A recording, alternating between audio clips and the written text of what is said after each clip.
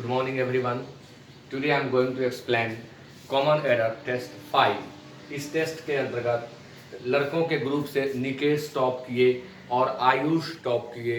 Second topper में आदित्य रहे और एक स्टूडेंट और थे, नाम सब मिस कर रहे हैं। लड़कियों के ग्रुप में सृष्टि रमन और वीना स्टूडेंट टॉप की। और लोग भी काफ़ी मेहनत करें ताकि टॉप में नाम बदले। लड़कों की तरफ से हमेशा निकेश टॉप करते आ रहे हैं, यानी वो काफ़ी मेहनत कर रहे हैं। आप भी काफ़ी मेहनत करें ताकि टॉप में आपका भी नाम आए। हालांकि अब यह सेंटेंस इम्प्रूवमेंट शुरू करने में जाऊंगा। इसके बाद ये कॉमन ईयर का लास्ट सेशन होगा अभी का। इसके बाद सेंटेंस इम्प्रूवमेंट चलेगा और उसमें भी इस तरह का टेस्ट होगा। So be ready for that. And today's first question is magic realism is one of the latest addition to good literature। आप जानते हैं बहुत ही सिंपल चीज है, वेरी वेरी सिंपल है यह ट्रिक कि one of plus plural noun oblique plural pronoun plus singular verb, यानी वन ऑफ के बाद आने वाला नाउन हमेशा प्लूरल होता है। कोई अगर प्रोनाउन आ रहा है तो वो भी हमेशा प्लूरल होता है, जबकि वर्ब हमेशा सिंगुलर होता है। इसलिए यहां पर वन ऑफ के बाद द आया, नाउन नहीं है। ये लेटेस्ट आया जो कि नाउन नहीं है, एडजेक्टिव है। पहला नाउन एडिशन आ रहा है, अतः यहाँ एडिशंस होना चाहिए था, एडिशन नहीं, वहां पर होना चाहिए था एडिशंस, क्योंकि वन ऑफ के बाद आने वाला नाउन हमेशा प्लूरल होता है। अतः इसका आंसर होगा 2। Question number 2 is he orders for. Very simple set था यह। ऑर्डर के बाद फॉर का प्रयोग मैंने यहाँ किया है। कहीं भी अगर ऑर्डर वर्ब का काम किया हो और इसके बाद फॉर का प्रयोग किया गया हो तो आप काट दें। ऑर्डर के बाद फॉर का प्रयोग नहीं किया जाता है। कहीं भी इस तरह का अगर आपको मिलता है तो आपको काटना है। ऑर्डर के बाद वर्ब, ऑर्डर यदि वर्ब का काम कर रहा हो तो इसके बाद फॉर का प्रयोग नहीं होता है। तो यही यहाँ पर एरर था, इसलिए आंसर होगा 1। Question number 3 is Rana Pratap a true Rajput subsisted with grass. Subsist के साथ यहाँ जो विथ लगाया गया है यह गलत है। सबसिस्ट ऑन होता है और सबसिस्ट ऑन का अर्थ होता है गुजारा करना। सबसिस्ट ऑन यानी गुजारा करना, भरण पोषण करना, जीवन यापन करना। तो सबसिस्ट के साथ विथ नहीं, सबसिस्ट के साथ आपको यहाँ पर ऑन का प्रयोग करना चाहिए था। वो ग्रास पर गुजारा कर लिया। आपने पढ़ा होगा घास की रोटी खाए, ये बहुत चर्चित बात है, आप जानते होंगे। तो यहाँ सबसिस्टेड के साथ विथ नहीं, ऑन का प्रयोग होगा, इसलिए आंसर होगा 2। Question number 4 is as he had taken only a few sips. Sip मतलब चुस्की। There was still little coffee left in the cup. Adjective का प्रॉब्लम हुआ, आंसर होगा 3। चूंकि वह कॉफी की कुछ ही चुस्कियां लिया था, ए फ्यू सिप्स ही लिया था, तो जो बची हुई मात्रा थी वो नेगेटिव नहीं थी, वो पॉजिटिव थी, यानी मात्रा थोड़ी थी। यानी वहां जो लिटिल शब्द लगा है उसे हमें हटाना होगा और प्रयोग करना होगा ए लिटिल का, क्योंकि वो मात्रा जो है वो पॉजिटिव है और पॉजिटिव मात्रा को व्यक्त करने के लिए ए लिटिल का प्रयोग करते हैं। ना के बराबर यानी नेगेटिव को व्यक्त करने के लिए हम लिटिल का प्रयोग करते हैं। Next question, Jayesh has hardly started reading the magazine then. आप जानते हैं कि हार्डली के साथ हार्डली का कॉन्सेप्ट होता है, जिसमें हार्डली, स्कार्सली और रेयरली ये 3 कंजंक्शन आते हैं और इन तीनों के साथ हम व्हेन का प्रयोग करते हैं। अब एक बात आप यहाँ और स्पष्ट रूप से सीख लें, कभी कभी यह देखा गया है बैंक पीओ एग्जामिनेशन में खासतौर पर कि ऑप्शन में व्हेन दिया ही नहीं, तो जब ऑप्शन में व्हेन न हो तो यहाँ हम बिफोर का प्रयोग कर सकते हैं, और वहां जो दैन लगा हुआ है वह इनके साथ कभी नहीं लगता है, वह हमेशा नो सूनर के साथ लगता है। तो यहाँ जो दैन है वो दैन गलत है, इस दैन के बदले हमें व्हेन का प्रयोग करना होगा। Okay, now question number 6 is by this time next year my child not only will have learned numbers but will also master, यहीं पर एरर है,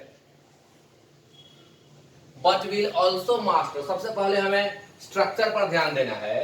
यहां आया हुआ है by प्लस फ्यूचर टाइम, और यदि स्ट्रक्चर में बाई प्लस फ्यूचर टाइम दिया गया हो तो उसमें आने वाला वर्ब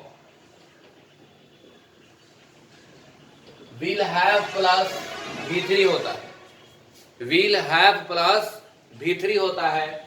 तो by plus future time in दोनों के लिए है, नॉट ओनली के लिए भी है और बट ऑल्सो के लिए भी है, इसलिए यहां बट ऑल्सो के बाद में हैव मास्टर्ड लिखना होगा और तब हमारा सेंटेंस करेक्ट होगा।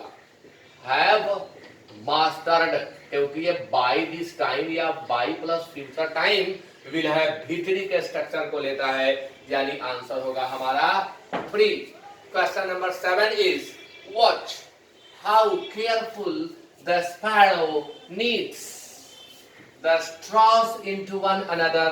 देखो कितनी सावधानी पूर्वक स्पैरो गौरैया पुआल को, खर को एक दूसरे में जोड़ती है, बुनती है। तो आप यहां देखेंगे कितनी सावधानी पूर्वक, यानी यह जो वर्ब है नीट KNIT बुनना, इस नीट वर्ब की विशेषता में यहां एडवर्ब आना चाहिए था, जबकि मिस्टेक से यहां एडजेक्टिव दिया गया है। यही एरर है, केयरफुल के जगह पर हमें केयरफुल्ली का यहाँ प्रयोग करना होगा, केयरफुल नहीं केयरफुल्ली, क्योंकि हमें नीट वर्ब की विशेषता बतानी थी। Question number 8 is the governor will preside at phrasal verb का यह क्वेश्चन हुआ। यह एक फ्रेजल वर्ब है, फिक्स्ड प्रेपोजिशन के अंतर्गत भी आता है कि प्रिजाइड ओवर, फिक्स्ड प्रेपोजिशन है, प्रिजाइड के बाद ओवर, प्रिजाइड ओवर का मतलब होता है चेयर, केवल चेयर मतलब ही होता है अध्यक्षता करना। अगर प्रिजाइड ओवर का सिनोनिम आपको लिखना हो तो आप चेयर लिखेंगे, चेयर मीन्स अध्यक्षता करना, प्रिजाइड ओवर मीन्स अध्यक्षता करना। तो एट हटा करके यहां ओवर का प्रयोग करना होगा, यानी आंसर होगा 2। Question number 9 is the programme is being telecasted. कुछ ऐसे वर्ब हैं जिनका V1 ही V2 और V3 होता है, जिनमें इंपॉर्टेंट वर्ब हैं broadcast, telecast, cast, cost, spread, put, read, set, cut, burst, etc। यानी इनका V1 ही V2 और V3 का काम करता है। इन्हें हम कॉस्टेड नहीं करेंगे, कास्टेड नहीं करेंगे, स्प्रेडेड नहीं करेंगे। तो यही गलती यहाँ पर दी गई थी, टेलीकास्टेड गलत था, आंसर होगा 2। टेलीकास्टेड के जगह पर हमें टेलीकास्ट का प्रयोग करना था। And now question number 10 is it is the first time in the history of India that people from all over India flocked। यहां पर टेंस का एरर हुआ, आंसर होगा 4। ये क्या ट्रिक है, यहां कौन सा कॉन्सेप्ट काम कर रहा है? आप देखिए यहां फर्स्ट टाइम लगा हुआ है और इस फर्स्ट टाइम के लगने के चलते यहां पर आंसर आपका हो रहा है 4। कारण क्या है? तो वाक्य में यदि फर्स्ट टाइम, फर्स्ट या सेकंड या थर्ड के साथ टाइम का प्रयोग किया गया हो तो उस वाक्य में हम प्रेजेंट परफेक्ट के स्ट्रक्चर का प्रयोग करते हैं। और चूंकि जब हम प्रेजेंट परफेक्ट के स्ट्रक्चर का प्रयोग करेंगे तो यह जो फ्लॉक्ड है यह बदल जाएगा प्रेजेंट परफेक्ट में। तो it is the first time in the history of India that people, वाक्य का सब्जेक्ट पीपल हुआ, इसलिए हमें यहां लिखना होगा have फ्लॉक्ड। So now question number 11 is, it was a major earthquake and the house's roof, answer होगा 3, house's roof गलत है, नॉन लिविंग यानी इनएनिमेट के साथ अपॉस्ट्रोफी एस का प्रयोग गलत माना जाता है। अपॉस्ट्रोफी एस हम लिविंग बींग्स के साथ करते हैं, यह हाउस के लिए लगा है इसलिए गलत होगा। तो इसको बदल करके हमें लिखना होगा the roof of the house, क्योंकि नॉन लिविंग के साथ हम अपॉस्ट्रोफी एस का प्रयोग नहीं करते हैं। Question number 12, he pleaded for some more time, वह कुछ और समय के लिए याचना किया, आग्रह किया, टू प्रूव हिज इनोसेंस, अपने इनोसेंस को प्रूव कर देने के लिए, but the court was deaf before his pleas, लेकिन कोर्ट ने उसके प्लीज को अनसुना कर दिया। तो अनसुना कर देने के लिए डेफ के बाद प्रेपोजिशन टू आता है, डेफ टू अनसुना करना, इसी तरह से होता है ब्लाइंड टू अनदेखा करना, डेफ टू अनसुना कर देना, ब्लाइंड टू अनदेखा कर देना। तो यहाँ बिफोर प्रेपोजिशन गलत है, इस बिफोर के जगह पर हमें प्रयोग टू का करना होगा। And question number 13 is, in case you apologise for having broke, आपको मालूम है यह हैविंग हैव का रूप है, तो वाक्य में हम हैव लिखें, हैज लिखें, हैड लिखें या हैविंग लिखें, इन सब के बाद वर्ब का तीसरा रूप आता है, इसलिए ब्रोक के जगह पर ब्रोकन होगा। आज का सेट और दिन की अपेक्षा काफी हल्का है। And question number 14 is, he was very friendly enough, आप देख रहे हैं कि फ्रेंडली के बाद एनफ लगा हुआ है, फ्रेंडली एडजेक्टिव है, नाउन से बना हुआ है, फ्रेंड से, अतः यह एडजेक्टिव है। एडजेक्टिव के बाद एनफ का प्रयोग होता है, और जब किसी एडजेक्टिव के लिए एनफ जैसे एडवर्ब का हम प्रयोग कर दिए तो फिर हमें यहाँ वेरी की क्या जरूरत थी। वेरी भी फ्रेंडली को ही मॉडिफाई कर रहा है, क्वालिफाई कर रहा है, एनफ भी इसी को मॉडिफाई या क्वालिफाई कर रहा है। तो इस स्थिति में हमें वेरी को काटना होगा, वेरी अननेसेसरी लगा है और यह सुटेबल प्रयोग होगा, इसलिए 14 का आंसर होगा 1। And question number 15 is, according to me every student of English literature must read all the best tragedies of Shakespeare। और बहुत सारे विद्यार्थी यहाँ फंस जाते हैं, इसको मैं क्लियर कर देता हूँ। अकॉर्डिंग टू के बाद फर्स्ट पर्सन के ऑब्जेक्ट का प्रयोग कभी नहीं करें। फर्स्ट पर्सन का प्रयोग अकॉर्डिंग टू के बाद नहीं किया जाता है, यानी आप नहीं लिख सकते अकॉर्डिंग टू मी, आप नहीं लिख सकते अकॉर्डिंग टू अस, ये दोनों वर्जित है। केवल फर्स्ट पर्सन वर्जित है, ध्यान देंगे कि केवल फर्स्ट पर्सन वर्जित है। सेकंड पर्सन आप यूज कर सकते हैं according to you, third person आप यूज कर सकते हैं अकॉर्डिंग टू देम, केवल वर्जित है फर्स्ट पर्सन। बहुत कम लोग यह रूल जानते हैं, तो अकॉर्डिंग टू के बाद ऐसा प्रयोग वर्जित है। तो जब हमें फर्स्ट पर्सन का प्रयोग करना हो तो हम क्या कहें, तो हम कहेंगे इन my opinion, in my opinion, या हम केवल ये कह सकते हैं टू मी, लेकिन इन माई ओपिनियन ज्यादा क्लियर सेंस देता है, इसलिए हम कहेंगे अकॉर्डिंग टू मी के जगह पर आप प्रयोग करें इन माई ओपिनियन का या टू मी का।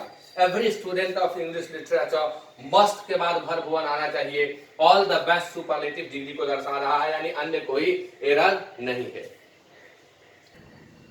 So now question number 16 is, while he was returning from his office, Rafiyan means गुंडा, आवारा, बवाली, attacked on him with A dagger. Attack के बाद प्रेपोजिशन नहीं लगता है, और चूंकि यह डैगर कटार एक साधन है, तो मीन्स के पहले, साधन संसाधन के पहले प्रेपोजिशन विथ का प्रयोग होता है।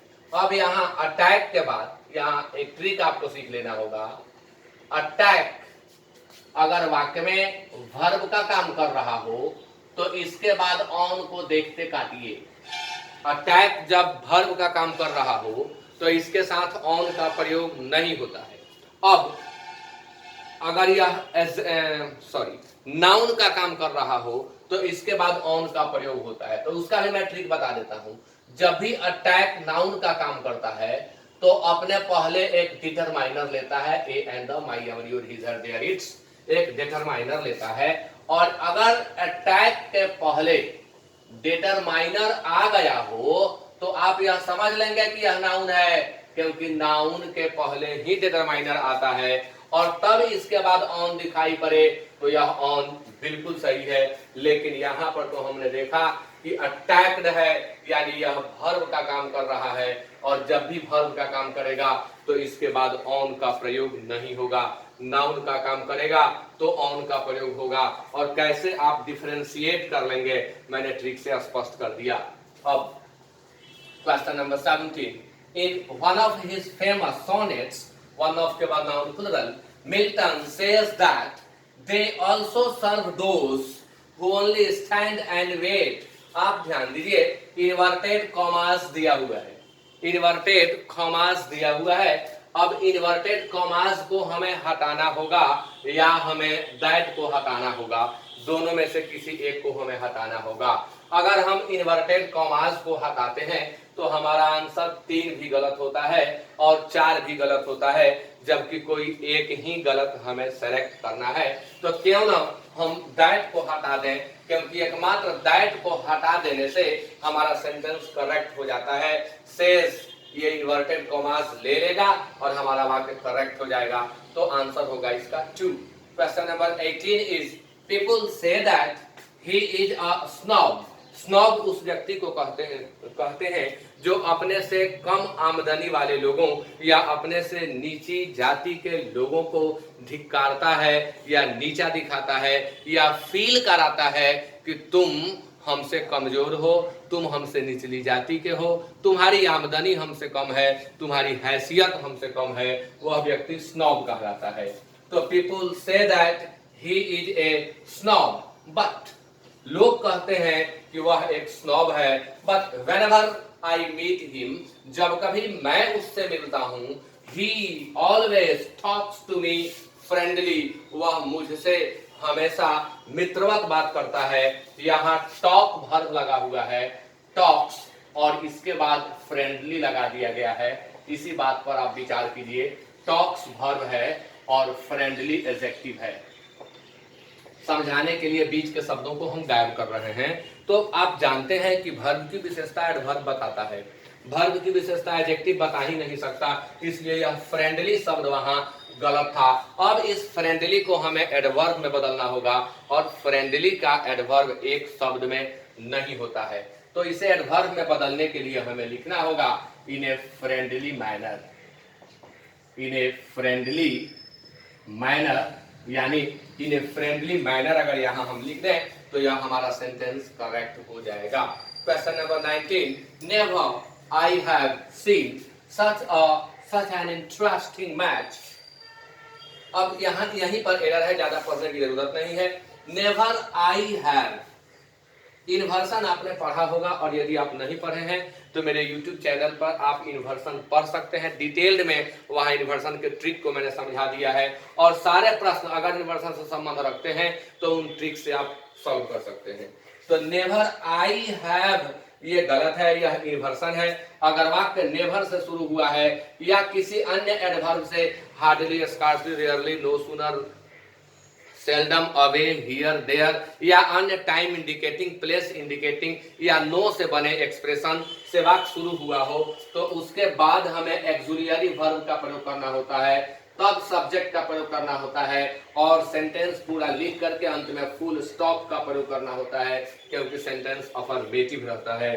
तो यहाँ पर नेवर आई हैव के जगह पर हमें लिखना होगा नेवर हैव आई, या हम लिखेंगे I have never, I have never या नेवर हैव आई। यानी दो उपाय है हमारे पास, या तो हम वाक्य को सिंपल बना दें या हम इन्वर्सन में लिख दें। And now the last one is even if it takes me 6 months I am determined for finishing the job. Determined के बाद यहाँ फॉर का प्रयोग कर दिया गया। सिर्फ डिटरमाइंड ही नहीं, कुछ और वर्ब हैं, जैसे प्रमुख को मैं लिख रहा हूं, डिटरमाइन है, इंस्ट्रक्ट है, order, ask, tell, request, command, invite,